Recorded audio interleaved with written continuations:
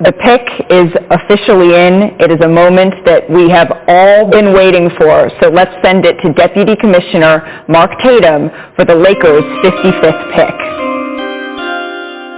With the 55th pick in the 2024 NBA Draft, the Los Angeles Lakers select BronnyJames from the University of Southern California. All right, and that's how it went. Hello, everybody. I'm Ed Robinson, and welcome to another exciting edition of At the Rim. This is the program to get you caught up on anything and everything happening around in the NBA. Coming up on this edition of the program, we'll recap the 2024 NBA Draft. Also, we'll have the latest free agent signings, and, of course, we have an interview with JimMalinn. Jim is the general manager of the UnionOysterHouse in Boston. We discussed the Celtics winning the NBA championship, also some of the key players on that team, including head coach Joe Mazzulla. Also, we talk about the championship parade in downtown Boston and so much more. But, hey, let's recap the 2024 NBA Draft. And BronnyJames, again, that audio that you heard in the beginning was courtesy of the NBA, ESPN, and the Walt Disney Company. I really think this is the first time in NBA Draft history that the anticipation for a second-round draft pick, and the anticipation was real, and as you heard it, BronnyJames was selected in the second round 2024 NBA Draft, being drafted by the Los Angeles Lakers. And certainly a lot of questions, a lot of concerns surrounding him, but nevertheless, Bronny, along with his dad, LeBron, will become the first father-son duo to play alongside one another in the NBA. And certainly a monumental occasion, a joyous occasion for Bronny. Despite the circumstances and the criticisms that he's faced, he is now a member of the NBA after playing only one season at USC and, of course, having the heart condition, going under cardiac arrest, and opting not to enter the transfer portal and enter the NBA Draft. And he was selected in the second round as the 55th pick by the Los Angeles Lakers. So there was a press conference where Bronny was formally introduced by the Los Angeles Lakers. Here's Bronny.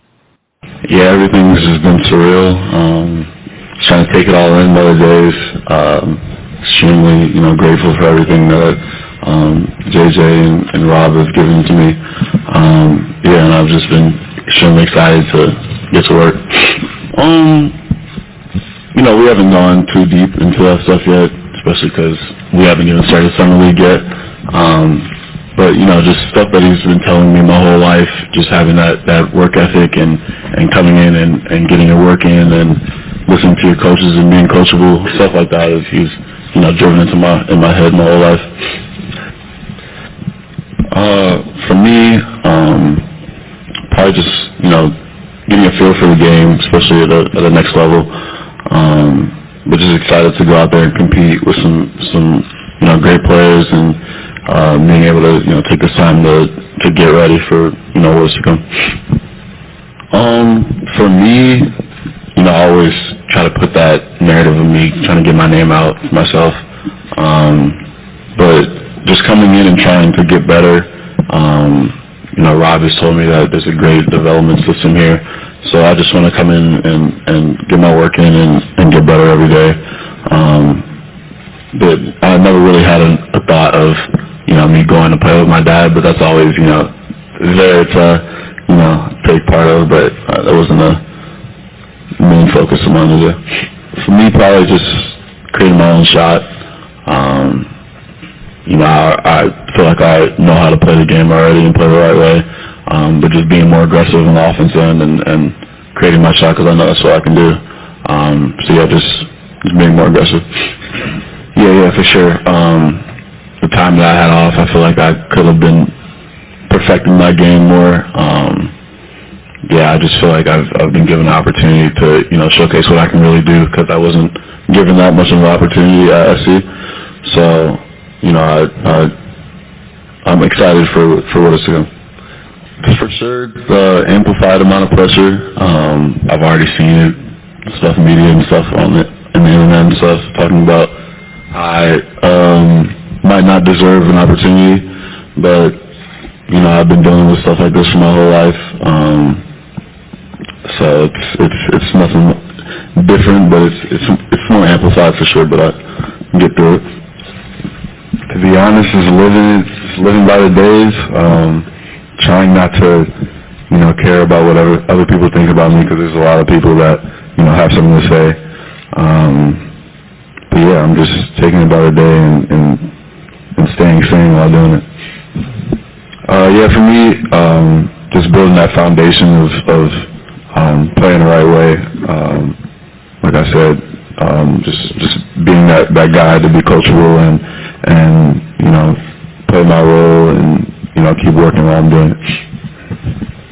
I had my own basketball stuff going on, so I wasn't really in my dad's pocket all day, following him around the Lakers facility.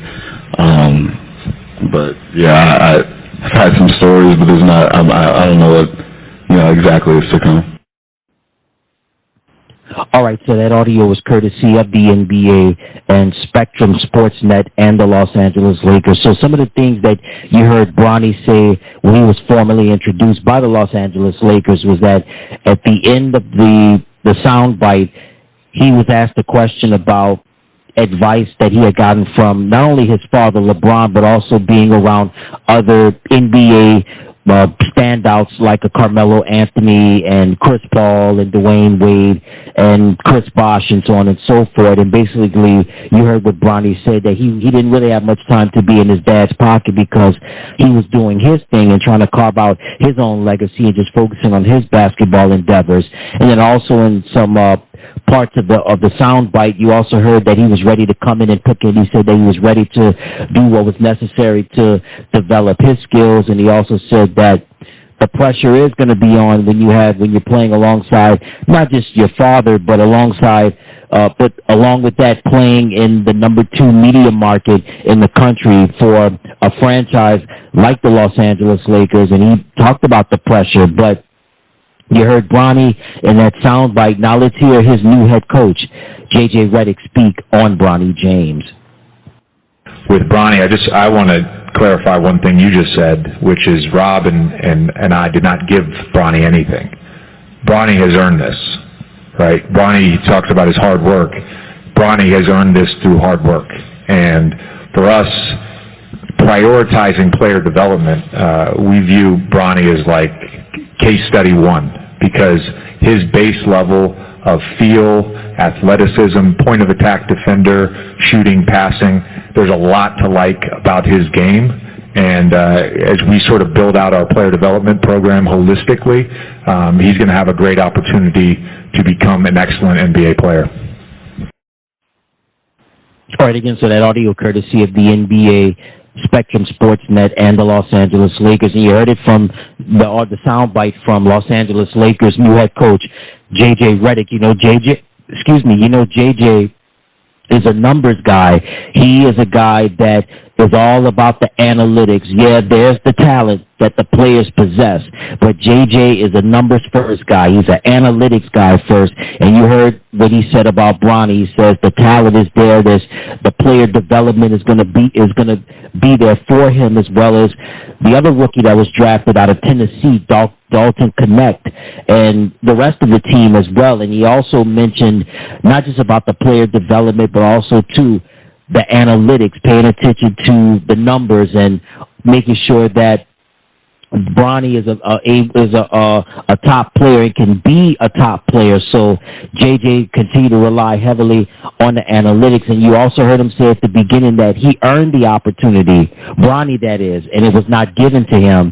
And I don't know, it's been a dicey topic about this, a dicey topic on this. Me, when I heard that Bronny was going to be entering the NBA draft, I was not a fan of it. I felt like he could have used at least 2 more years of college basketball, considering recently coming off of the health scare that he had, going into cardiac arrest, and the recovery process, and that was a tough ordeal. But about LeBron James, and you know that he's talked about this for so long, about having the dream one day of him and his son being teammates, and hey, it's here. And BronnyJames is officially a member of the Los Angeles Lakers. So Bronny, again, drafted in the 2nd round this year's NBA draft, and Bronny made his debut in the NBA Summer League in the California Classic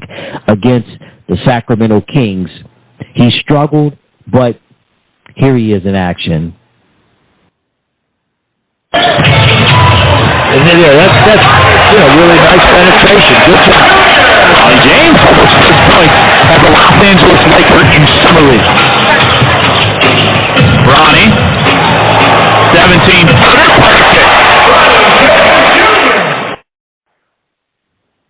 All right, so that audio was courtesy of the NBA, ESPN, and the Walt Disney Company. So Bronny, Summer League debut in the California Classic, only 4 points, 2 of 9 from the field, struggled in this game.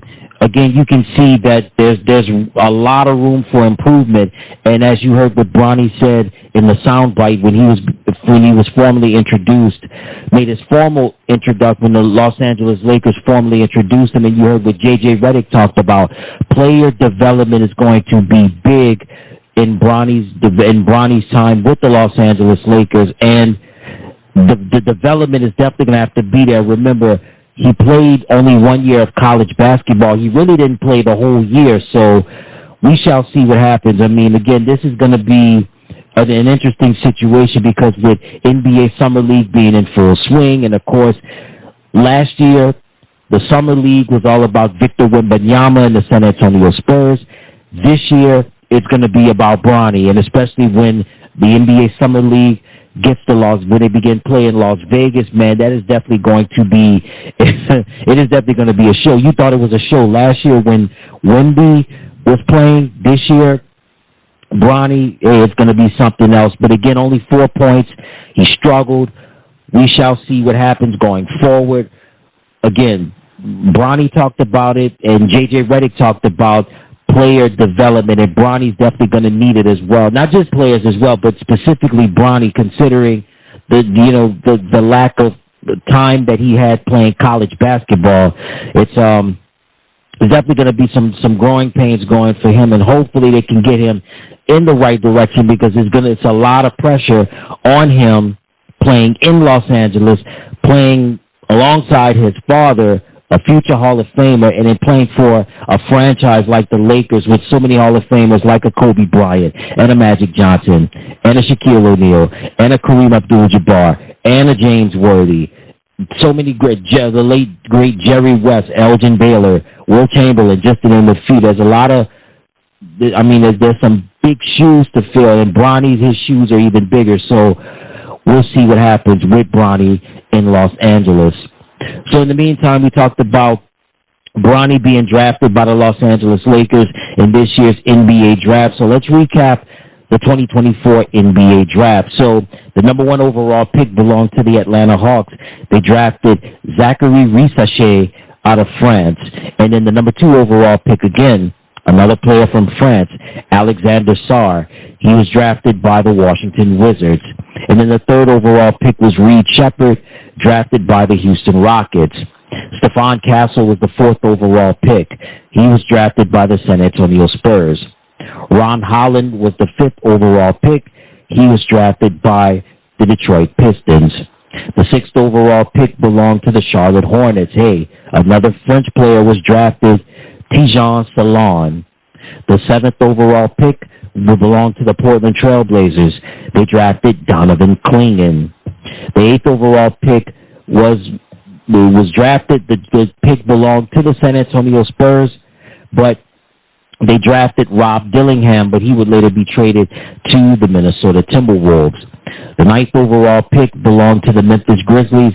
They drafted Zach Edey. The 10th overall pick belonged to the Utah Jazz. They drafted Cody Williams. The 11th overall pick belonged to the Chicago Bulls. They drafted Matas Buzelis. The 12th overall pick belonged to the Oklahoma City Thunder. They drafted Nikola Topic. The 13th overall pick belonged to the Sacramento Kings. They drafted Devin Carter. The 14th overall pick belonged to the Portland Trailblazers. They drafted Bob Carrington. He would later be traded to the Washington Wizards. The 15th overall pick belonged to the Miami Heat, Khalil Ware. Excuse me, I'm sorry, not Khalil. His name is Khalil Ware. I'm sorry. Khalil Ware was drafted by the Miami Heat. The 16th overall pick belonged to the Philadelphia 76ers. They drafted Jared McCain. The 17th overall pick belonged to the Philadelphia 76ers. They drafted Dalton Connect. The 18th overall pick belonged to the Orlando Magic. They drafted Tristan Da Silva. The 19th overall pick belonged to the Toronto Raptors. They drafted Jacoby Walter. The Cleveland Cavaliers at the 20th pick, they drafted Jalen Tyson. The New Orleans Pelicans at the 21st pick, they drafted Yves Messi. The 22nd pick belonged to the Phoenix Suns. They drafted Deron Holmes. He would later be traded to the Denver Nuggets. The 23rd overall pick belonged to the Milwaukee Bucks. They drafted A.J. Johnson. The 24th overall pick belonged to the New York Knicks. They drafted Keyshawn George. He would later be traded to the Washington Wizards. The New York Knicks had the 25th overall pick, and they drafted another player from France, Pacome Dadier. The 26th overall pick belonged to the Washington Wizards. They drafted Dylan Jones. Dylan later would be traded to the Oklahoma City Thunder. The 27th overall pick belonged to the Minnesota Timberwolves. They drafted Terrence Shannon Jr. The 28th pick belonged to the Denver Nuggets. They drafted Ryan Dunn. He would later be traded to the Phoenix Suns. The 29th overall pick belonged to the Utah Jazz. They drafted Isaiah Collier. He would later be traded, it was a pick that was originally for the Toronto Raptors, but Isaiah would be drafted by the Utah Jazz. And then the last pick in the first round belonged to the Boston Celtics. They drafted Baylor Shireman. And then that was basically the first round. And, of course, BronnyJames was selected in the second round. He was picked 55 by the Los Angeles Lakers. So a common theme in this year's draft, a lot of international players, specifically France. And we saw with the number 1 overall pick, Zachary Risache, and then the number 2 overall pick, Alexander Sarr. And then you also had Tijan Salon, that was also in the top 10. He was the 6th overall pick. And then you saw it later on in the first round with Pacome Dadier. So definitely, I mean, the international players took over this year, not just France, but you also had Serbia, Belgium, Italy, Cameroon, ton of players. And then the Canadian influence as well with Zach Edey going to the Memphis Grizzlies. You knew Zach had a stellar career in college at Purdue University. But that was the flair this year. I mean, that was with the theme, some of the themes that I got from this year's draft. It was all about France and making their mark, as well as the international players, the international flair. That was really the big thing this year. So congrats to this year's draft picks. So we took care of talking about Bronny being drafted by the Lakers and then also being formally introduced, and then his summer league debut, and then we recapped the 2024 NBA draft, and then we had some wheeling and dealing going on in terms of trades. So I'll give you some of the most important trades that have taken place so far in the association. A big one, a big trade involving the Atlanta Hawks and the New Orleans Pelicans. The Pelicans will receive DeJounte Murray. You talk about one of the best offensive players in the league, one of the rising stars, young rising stars in the league, DeJounte Murray, headed to New Orleans, and that's going to be huge when you've got Brandon Ingram, Zion Williamson. You've also got Herb Jones and Jose Alvarado, 2 stingy defenders.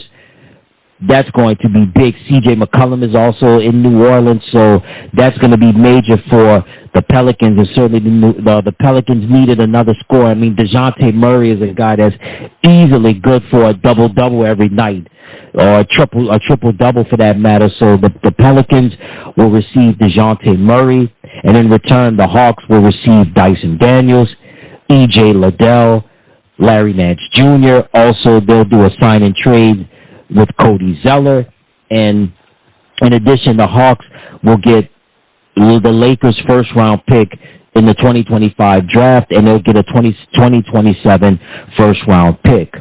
Also, another big trade that happened between the teams in New York, right, separated by the East River, Brooklyn and Manhattan, or the Brooklyn Nets and the New York Knicks to be exact. So the Knicks, they'll get Mikal Bridges. Along with getting Bridges, they'll get Keita Bates-Diop. Also, they'll get a 2026 second-round pick. And they get the draft rights to Juan Pablo Valle. And in return, the Nets will get Bojan Bogdanovic. They'll get Mamadi Diakite, and they also get Shake Milton for a sign and trade. And, of course, they get a ton of draft picks. They get Milwaukee's first-round pick in 2025. They'll get the Knicks' first-round pick in 2025. They get Brooklyn's second-round pick in 2025. They'll also get the Knicks' first-round pick in 2027.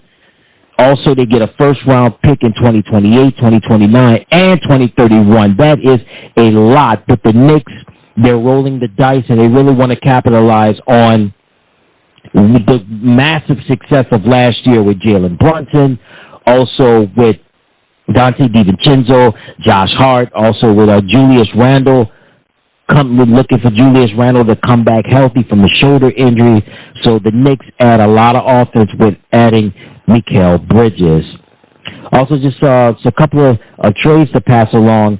The Portland Trail Blazers will get Dino Avdija, and in return, the Wizards, of course, get Bob Carrington. And they also get Malcolm Brogdon, which is huge. When you think of Malcolm, one of the top 6 men in the league, somebody that can come off the bench and definitely get the job done. Also a big one, we say farewell to the Splash Brothers, and we say farewell to the Big Three in Golden State. So many great seasons, so many championships that Klay Thompson achieved with the Golden State Warriors. Well, now Klay is headed to a new city. He's headed to the Dallas Mavericks. So in a big 16 trade between Dallas, Charlotte, Denver, Golden State, Minnesota, and Philadelphia, Charlotte will get Josh Green, Reggie Jackson, and they get Denver's 2029 second-round pick and their 2030 second-round pick. Dallas gets Klay Thompson in the sign and trade, and Dallas will also get a 2025 second-round pick. Denver will receive cash from Charlotte. The Golden State Warriors, they will get Kyle Anderson from Minnesota in a sign and trade, and they'll get Buddy Hield in a sign and trade from Philadelphia. Minnesota will get a 2031 second-round pick. They get a future second-round pick, and they'll receive cash from Golden State. And Philadelphia is going to get a 2031 second-round pick from Dallas. So Klay Thompson says goodbye to the Bay, heads from the Bay Area to the Big D, playing for the Dallas Mavericks. And certainly, when you talk about Klay Thompson, man, what an era that was with him and Steph Curry being a part of the duo known as the Splash Brothers. And then, of course, with Klay, Steph, and of course Draymond Green, the Big Three being so vital in winning those championships for Steve Kerr and that organization, the Golden State Warriors. And then we had a 3-team trade. DeMar DeRozan, DeMar agrees to a sign and trade. He's headed back to the West Coast. He's just a guy from Compton, right? Grew up in Compton, California, right outside of LA, where he's going to be playing in Northern California. He's going to be playing for the Sacramento Kings. So DeMar heads to Sacramento. The Chicago Bulls will receive Chris Duarte, 2 second-round picks, and they'll get cash, all from Sacramento. The other team involved in this trade is the San Antonio Spurs. Harrison Barnes will head to San Antonio, and so the Spurs will get Harrison Barnes, and they'll also get a 2031 first-round pick. So this is a big trade right here in Sacramento. Listen, DeMar going to Sacramento is going to be big because he's going to be the veteran who is still very much in his prime, but he's also got DeMontis Sabonis. He's also got De'Aaron Fox. He also has Keegan Murray, which is going to be big. And in Sacramento, They're going to need a veteran. They're going to need a premier offensive player. DeMar DeRozan gives the Kings that and then some. So that was the three-team trade with Sacramento, Chicago, and San Antonio. With DeMar DeRozan going to Sacramento, the Bulls receiving Chris Duarte from Sacramento, as well as 2 second-round picks in cash. And the San Antonio Spurs will get Harrison Barnes and a 2031 first-round pick. So big things happening in the trades. I mean, the NBA was really rocking and rolling this offseason with the trades and even with some big free agent signings as well. We had Alec Burks, no longer a member of the New York Knicks. He's headed to the Miami Heat. OG Anunoby, he re-signed with the New York Knicks, got a massive contract. And OG, again, continued to be a part of that renaissance and that revival with the New York Knicks. And certainly they're going to need his defense. When he's healthy, he's definitely one of the best. Kentavious Caldwell-Pope, a.k.a. KCP, no longer a member of the Denver Nuggets. He's headed to the Orlando Magic. Paul George, that was a big surprise. I thought Paul was going to stay on the West Coast, if not re-signed with the Clippers, maybe head to the Bay Area and play for the Golden State Warriors. Not the case. He signs a massive contract to play for the Philadelphia 76ers, and that's going to be big because Philly, you know, that championship window is still open. However, they want to take full advantage of what they have because with Joel Embiid, and then you've got Tyrese Maxey. Listen, you got to take advantage of the talent while you have it now, and Paul George gives them some much-needed offense. It's certainly what happened when Tobias Harris laid a serious egg during the series against the New York Knicks. They needed to have offense, and so Paul George definitely gives them that and then some, as he's a new member of the Philadelphia 76ers. Isaiah Hartenstein, no longer a member of the New York Knicks. He signs a big contract to play for the Oklahoma City Thunder. Isaiah was huge in last year's series against in the playoffs this past year. Falling short. I know Isaiah wanted to stay in New York, but they couldn't agree on the money. But this is going to be big because Oklahoma City, they need someone that can score in the paint and also give them even more defense because you've got Harden, you've got Chet Holmgren. Also, you've got talented players like a Lou Dort, Jalen Williams, and, of course, SGA, Shai Gilgeous-Alexander, right? So that's definitely going to be major, major, major. And then some other key free agent signings. Joe Ingles, no longer a member of the Orlando Magic. He's headed to the Minnesota Timberwolves. He's going to reunite with his former teammate in Utah, Mike Conley Jr. LeBron James. LeBron is going to stay with the Los Angeles Lakers 2 years, $104 million. So LeBron opting in, signs the contract. We'll see what happens during these 2 years, and it's going to be pivotal what happens with Bronny in his rookie year and going forward. Kevin Love re-signs with the Miami Heat. That's going to be big. I know Kevin likes being in Miami, and certainly he pays off big dividends for being down in the MIA. Also, Caleb Martin, no longer a member of the Miami Heat. He's headed to the Philadelphia 76ers. Shake Milton, no longer a member of the New York Knicks. He's headed to the Brooklyn Nets. Of course, that was a part of the trade, with involving Mikal Bridges. Malik Monk re-signs with the Sacramento Kings. He is part of that young nucleus with Domantas Sabonis and De'Aaron Fox and Keegan Murray. Now you add DeMar DeRozan to the mix as well. That is going to be big. So big ups to Sacramento for definitely adding DeRozan and, of course, needing to re-sign Malik Monk. That was huge. Jonas Valanciunas, so well beloved in New Orleans. Well, Jonas is headed to the East Coast to play for the Washington Wizards, a part of a sign and trade involving New Orleans and the Wizards. So Jonas was definitely one of the best offensive big men in the league, somebody that can get you points in the paint and also with some nice range as well. He's definitely going to be a major help to the Washington Wizards as he joins alongside Alex Sarr in Washington to help him develop as a quality player. Mo Wagner, You talk about, man, the Orlando Magic came out of nowhere this past year, and certainly Mo re-signing with the Magic, and they've got a great nucleus, a nice young nucleus with the Magic. Paolo Banchero, not Mo's brother, Franz. You've also got Cole Anthony. You've got Jalen Suggs, Jonathan Isaac. Man, Orlando is definitely a team on the up and up, and certainly they have to have Mo Wagner clicking on all cylinders, and that was a big re-sign for the Orlando Magic. Andre Drummond, no longer a member of the Chicago Bulls. He's now headed to the Philadelphia 76ers. That's going to be big considering Joel Embiid injury issues. They need another big man that can get points in the paint and give defense and rebounding. So Andre Drummond headed to the city of brotherly love. Also, speaking of the city of brotherly love, Kelly Oubre Jr. re-signs with the Sixers, and that's going to be big because he stepped up in a major way this past season.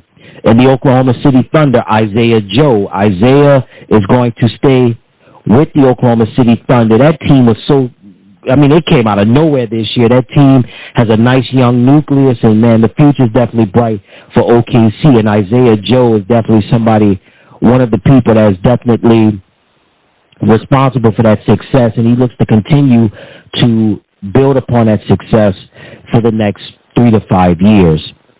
Chris Paul, Chris Paul is a future Hall of Famer, right? His Hall of Fame status is intact. Well, Chris was released by the Golden State Warriors. Guess what? He returns to the state of Texas. He was signed by the San Antonio Spurs, which is going to be huge because they need veteran leadership and they needed a point guard. So you got Chris Paul alongside Jeremy Sohan, also Keldon Johnson, and of course you got Victor Wembanyama. So definitely that's a team on the up and up. That's a team that's got a bright future. So certainly the San Antonio Spurs made the move. They wanted an experienced veteran, and boy, did they get an experienced veteran and a point guard in Chris Paul, and that was big for the San Antonio Spurs. Also, we had some retirement news to pass along to you. KembaWalker announced his retirement. He played for the Charlotte Bobcats, later becoming the Charlotte Hornets. Also had a couple of seasons with the Boston Celtics and had a stint with the New York Knicks and the Dallas Mavericks. So Kemba announced his retirement. Kemba was a 4-time NBA All-Star, 2-time NBA Sportsmanship Award winner, also was a member of the All-NBA third team in 2019. Currently, he works as a player enhancement coach for the Charlotte Hornets. So congratulations on your retirement, Kemba. You know about him winning a national championship at UConn, being a great player for the UConn Huskies, and certainly somebody that was big. Somebody that was a person that was big in college and had a solid NBA career. So congratulations on your retirement, Kemba. And then also, of course, you know about the Detroit Pistons. Monty Williams was fired after 1 season. Guess what? There's a new head coach now, JBBickerstaff. JB was the head coach for 4 seasons for the Cleveland Cavaliers, was let go, has a new home now. He's the new head coach of the Detroit Pistons. And then Kenny Atkinson. Kenny was an assistant head coach for several seasons with the Golden State Warriors, also coached for several seasons for the Brooklyn Nets. Well, he's the new head coach of the Cleveland Cavaliers. So congratulations to Kenny and JB on their new places. JB headed to Detroit and Kenny headed to Cleveland. And now Dallas will dribble it out. This crowd on its feet, the best team in basketball all year. All the work, all the sacrifice, handling the enormous weight of massive expectations. Ends tonight here. It's over. Time to say it again, Boston. Anything's possible. Banner number 18 has been secured. The Celtics are NBA champions.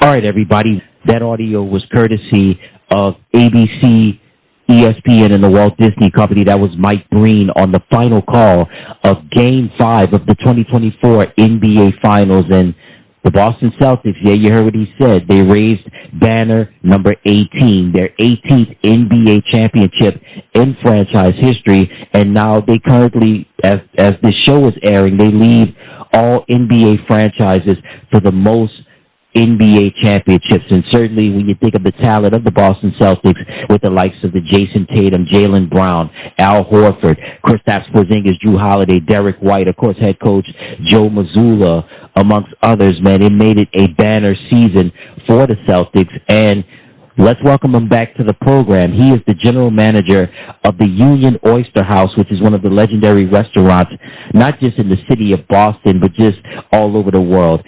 JimMalinn. Jim, welcome back to the program. Yeah, thank you for having me back.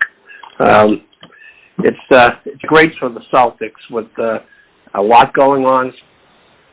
Oh, man, I can only imagine what's going on in Boston and really the surrounding areas. And as always, again, thank you so much for taking time out of your busy schedule to be with us on the program. So let's get right to it. The Celtics, they've raised banner number 18, their 18th NBA championship. Just give me your thoughts on the Celtics raising the 18th banner. Well, the city's ecstatic. I mean, it's been a while since '08, since we had that 17th. I mean, I haven't seen this much excitement with the Celtics since then. And I think, you know, that banner going up, I mean, everybody in the city was tuned in. It's kind of interesting at the parade, you know, of course we were busy afterwards, but I think they said there were 1 million people. And I was talking to folks in the restaurant that were from a couple of people from Philadelphia. They came up for the parade. And there was one guy who came in with his family. He had about 4 kids. He lived in New York for 25 years, but he had grown up in Boston. So he said he raised all his kids right.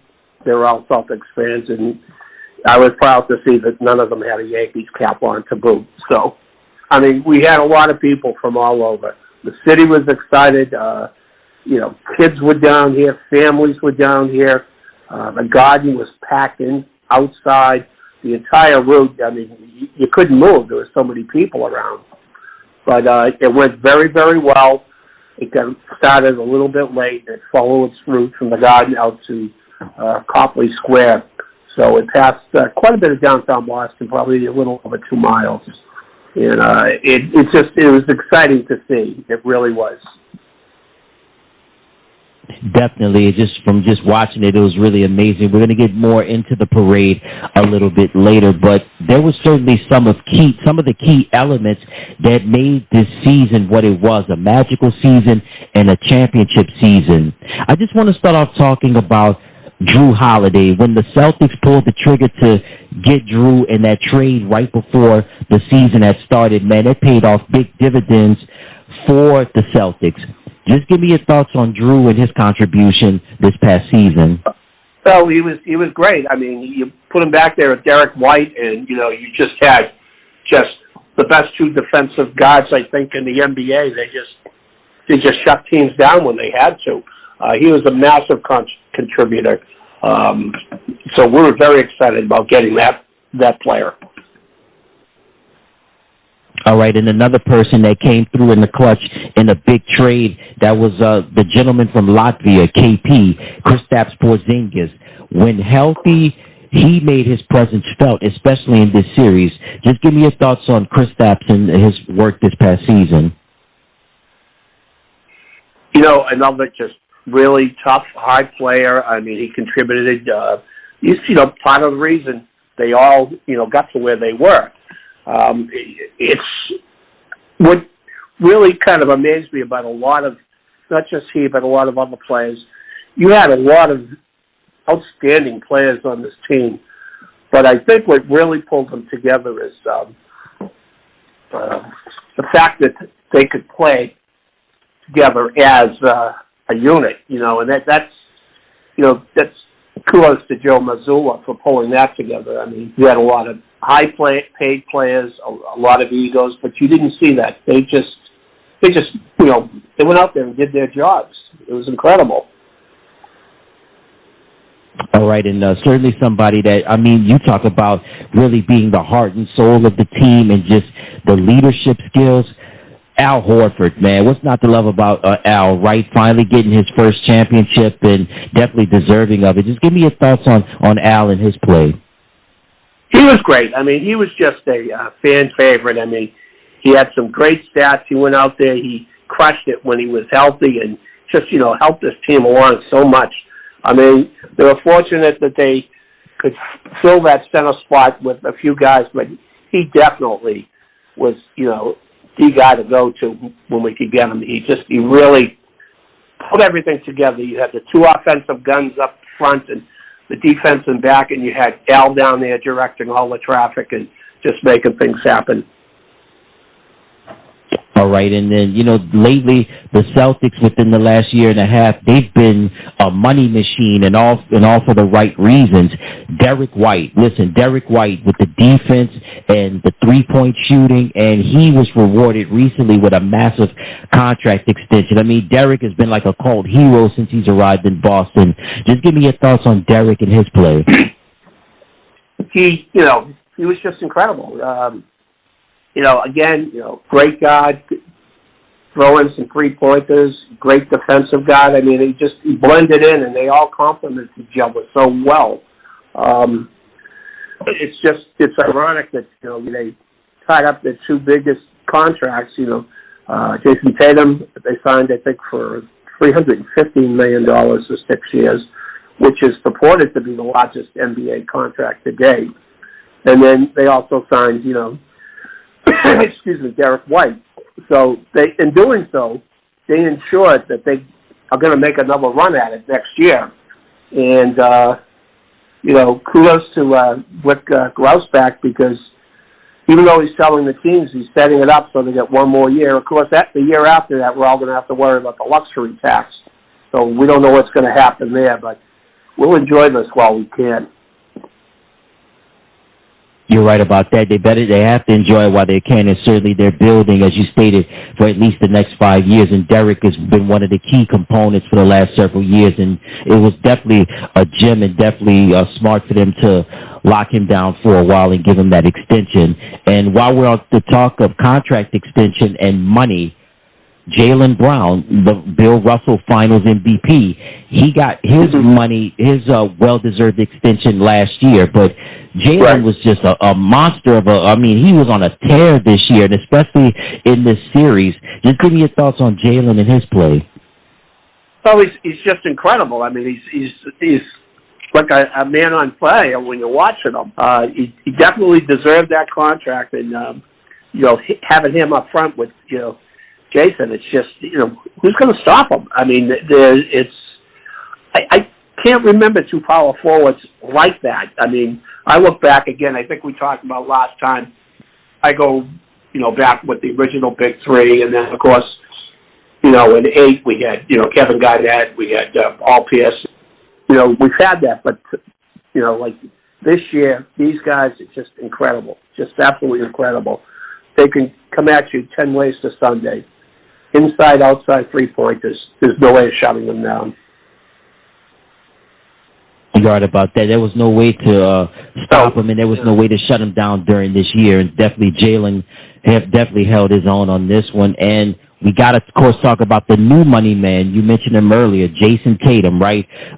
Well-deserved contract extension currently, but he holds the distinction of having the largest contract in NBA history. Jason's just been a model player since he's arrived in Boston. Just give me your thoughts on Jason and his play.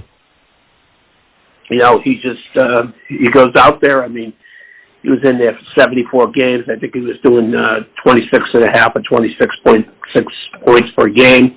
He was up there. He had assists. He had a few rebounds. I don't know what to say.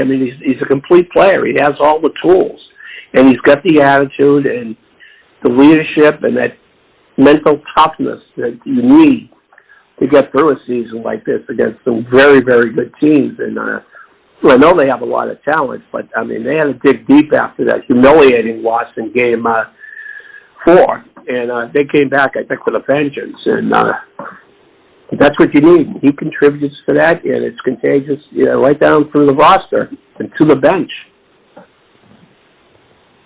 All right, rightfully so. And you talked about the roster and especially the bench, and certainly the gentleman who, the head coach of the Celtics, Joe Mazzulla. I mean, listen, what a job he's done in such a short amount of time. I mean, he became the head coach due to some interesting circumstances, but Joe came in, and when we talked about Tatum and Brown and the rest of the crew on that roster, I mean, Joe really rallied the troops and, hey, got rewarded with an NBA championship. Just give me your thoughts on Coach Mazzulla and his season.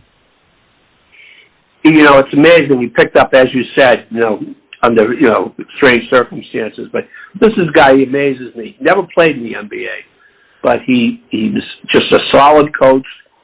He pulled this team together. He's like, it united all these guys. I mean, high talented, have them check their egos.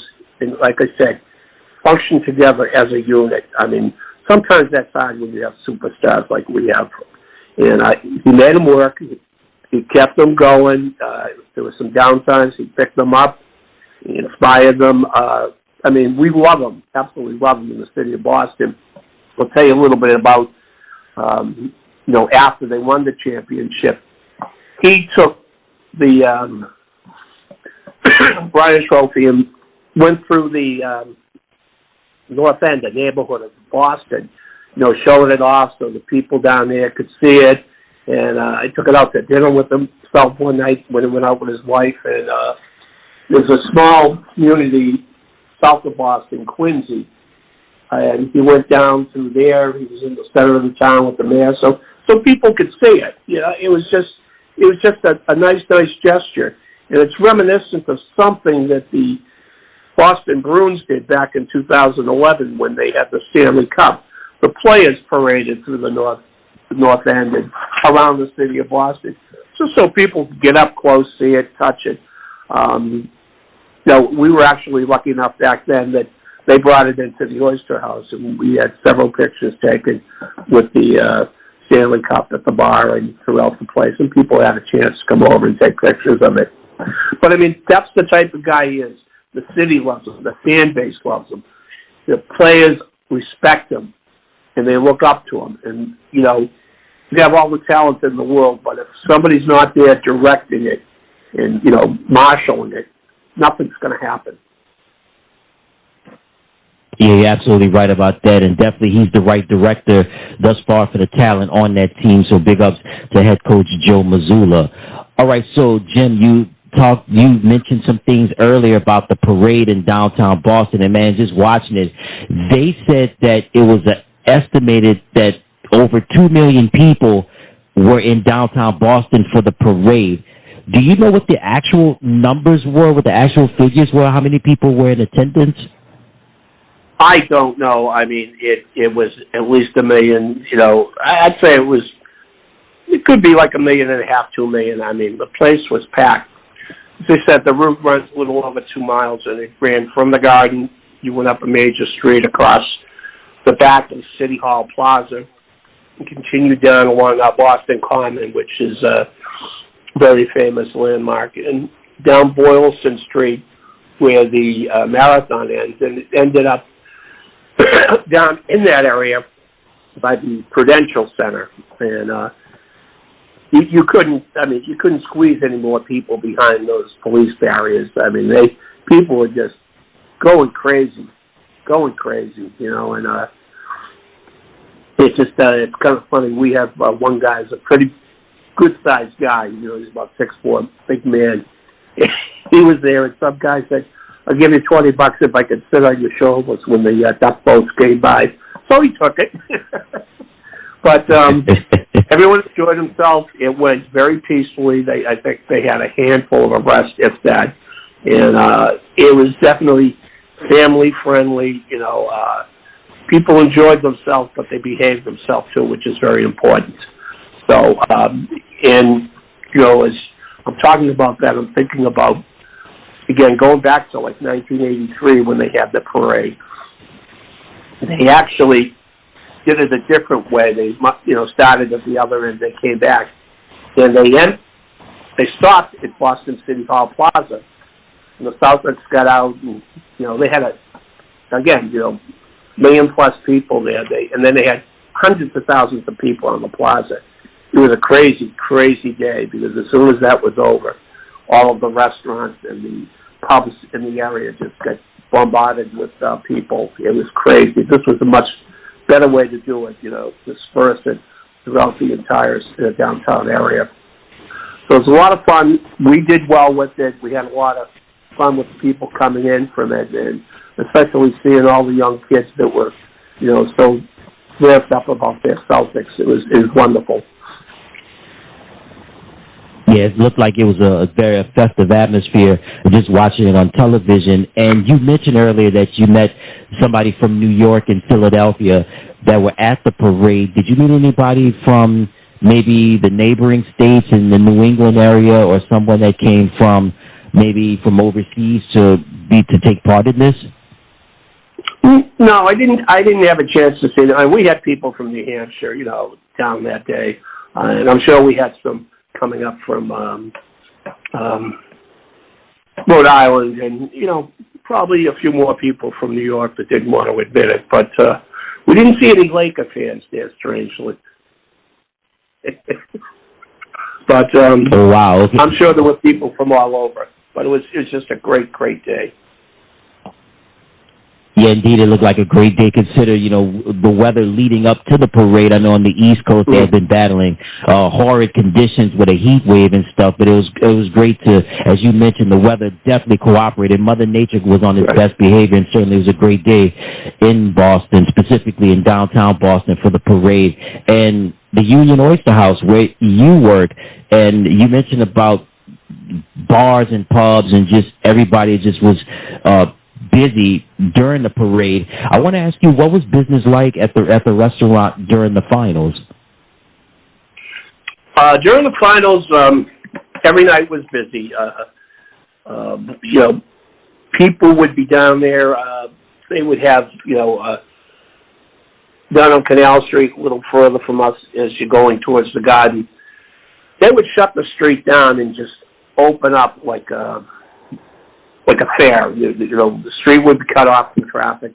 You would have, the pubs and the restaurants serving, and people could go outside and kind of roam around. They had screens up where they could watch the game. So it was a real celebration. And during the away games, folks at the Boston Garden, the city of Boston, set up, they sold tickets, right, $18 to the Garden, and they had a watch party. And they filled it. People went in and just watched the game on the jumbotrons that they have up there and just had a wonderful time.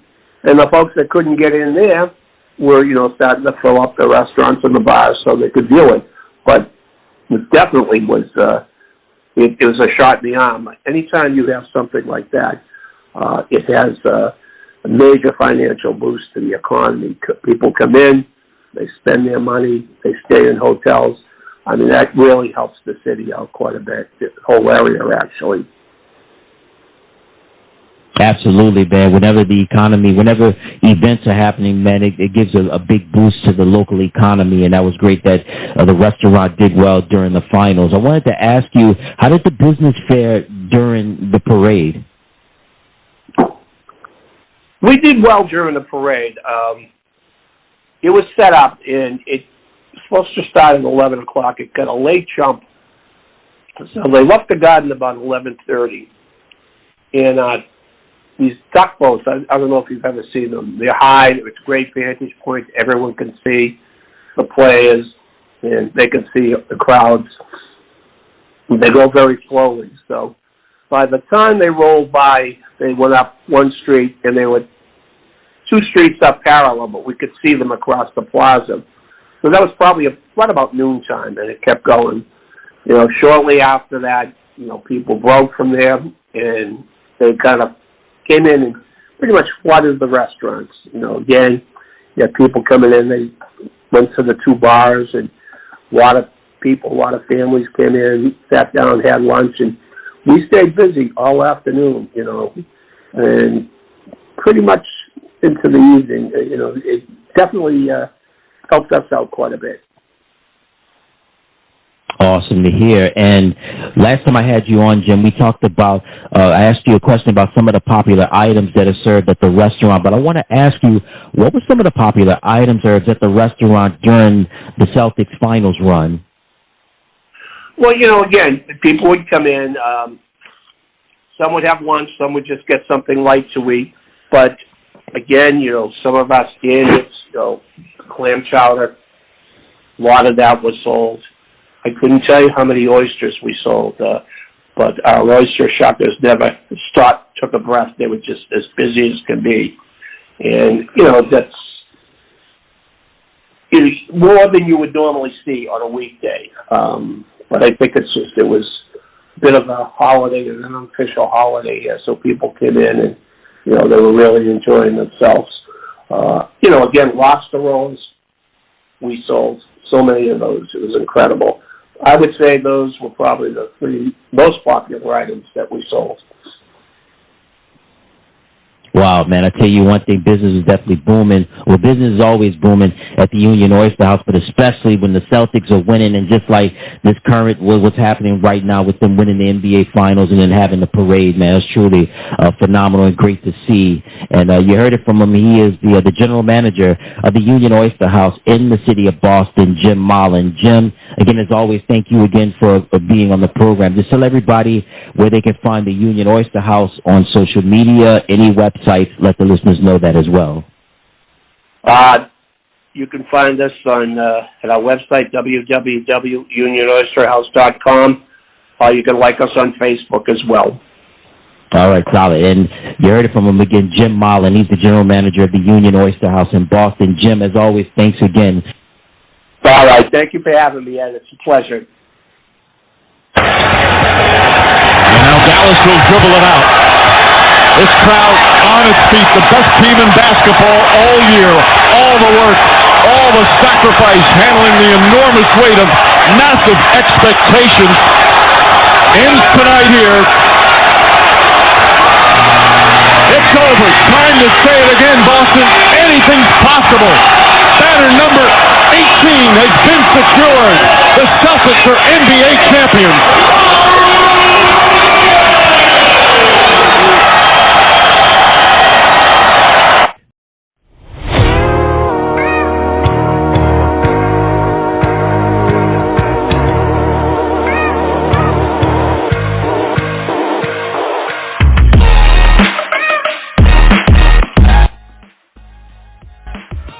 All right, everybody, that's going to do it for another exciting edition of the program. Once again, a big special thank you to JimMalinn, General Manager of the Union Oyster House in Boston, as we discussed the Celtics winning the NBA championship, also the parade in downtown Boston, and so much more. Again, a big special thank you to Jim for appearing on the program. And a big special thank you to you out there for tuning into the program. So until next time, everybody, I'm Ed Robinson saying so long, and you take care.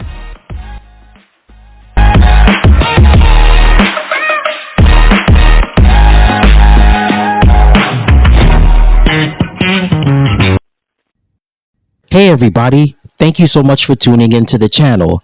Remember to click like, share, and subscribe, and thank you for watching.